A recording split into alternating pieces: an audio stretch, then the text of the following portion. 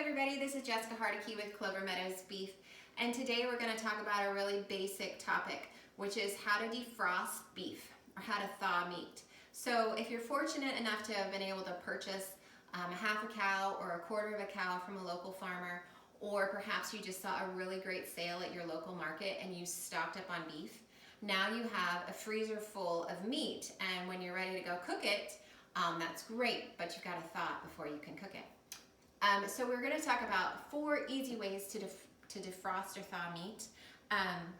The first is to do refrigerator thawing. So this is probably the most basic, what you're most familiar with. So you would take a pound of hamburger, or maybe if you're having steaks that night, whatever it might be, you can stick it in a container or on a plate, and then just go ahead and stick it in your refrigerator and it'll thaw from there.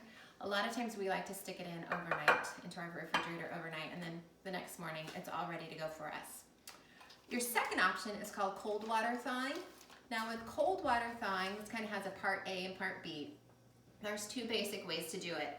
First off, you can put the beef into a container and cover it with cold water. So completely submerge it in cold water, and you need to change that water about every 30 minutes to make sure that the beef continues to thaw and also that it stays cool and at an appropriate temperature so that bacteria doesn't start to grow on the beef.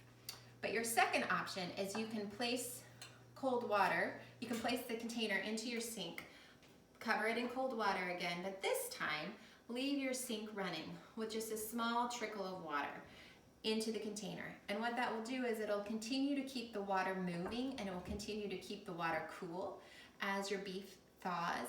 You'll find that your beef will actually thaw faster than the previous method. Your third option is to do microwave thawing.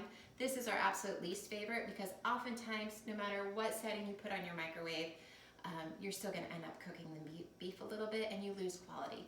So it is an option, our least favorite one.